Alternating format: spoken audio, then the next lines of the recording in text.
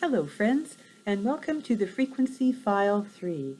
This is a video series in which I am going to attempt to instruct you on how to use electronic frequency sounds in order to improve health, hopefully, and improve quality of life. Now, since these sounds these electrical frequencies are experienced as sounds, we ask that you don't listen to these sounds while you're operating any kind of heavy machinery or driving a car. And also, if you have any kind of electrical implant or a pacemaker or anything like that, it's also advisable not to listen to these frequencies. These sounds are to be used as an adjunct to your current therapy, and it's not a good idea to change or alter your therapy or add anything into it until you've actually checked with your doctor or healthcare provider, so please do so before starting or changing any of your therapies.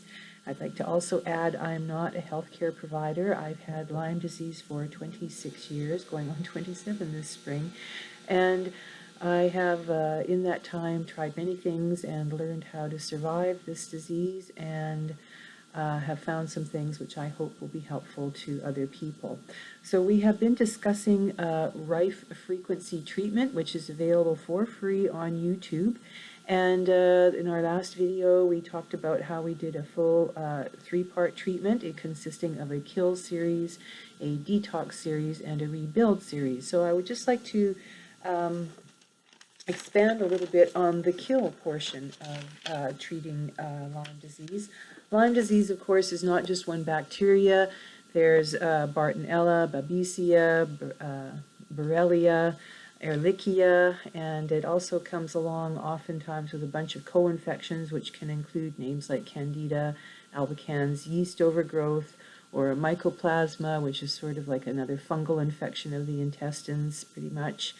And you can also have HPV, human papillomavirus, and other things. Parasites is another great big one, which we will be covering all of these in more detail in another video.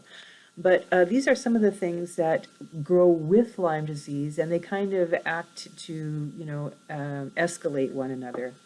The Lyme disease is a virus, a bacteria, a parasite. It's kind of it's a spirochete, actually, which is a little spiral-shaped bacteria that kind of pumps itself backward and forward like that and pushes itself into the tissues of the body. It's a hideous thing. You can see videos of it online if you search spirochete activity or something like that on YouTube. But anyway, viruses are very tricky. They're not like bacteria. Bacteria has been responsive or will respond to antibiotics, and in the past it's been fairly easy to kill it off, although bacteria are getting much more resistant to antibiotics than they used to be due to the overuse of them. Now, a virus is not a bacteria. It is a different type of organism.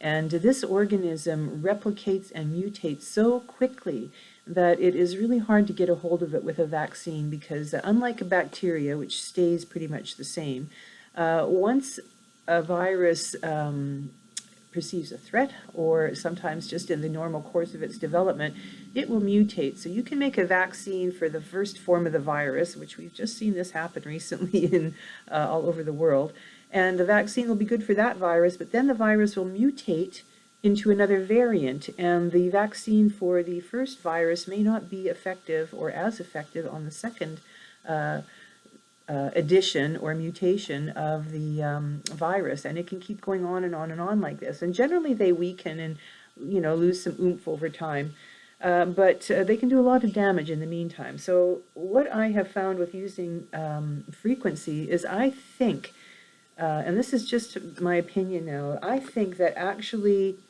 after a while, the virus is able to recognize and adapt somehow or another to using frequencies that are specifically designed for that virus. So, for instance, a Bartonella frequency may not be as effective over time because the virus has just gotten used to it.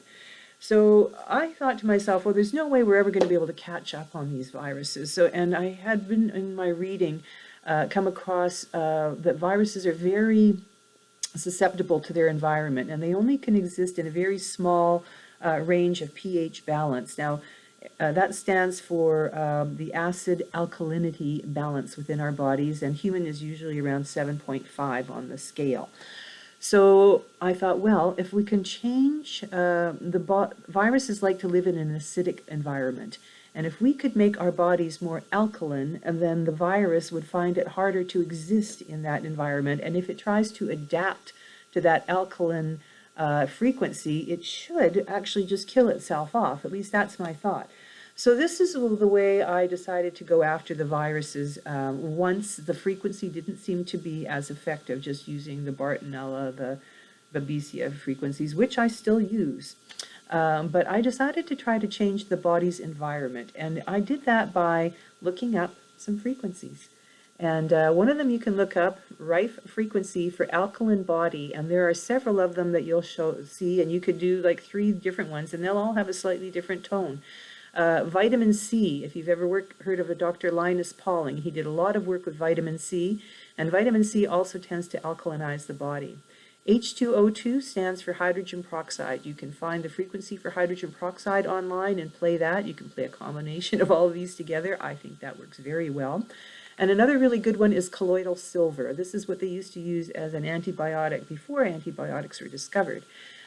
So any of these are available online, and they all work very well.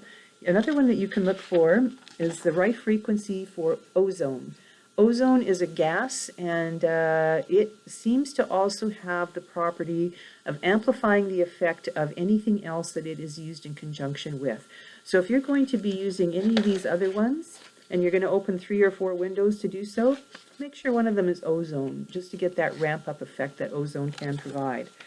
Now, the other thing that you can look at to expand on this is to look for Rife frequencies for antivirals and Rife frequencies for antibiotics, and you can find those as well. And just mix those up a little bit and play around with them and see what you get.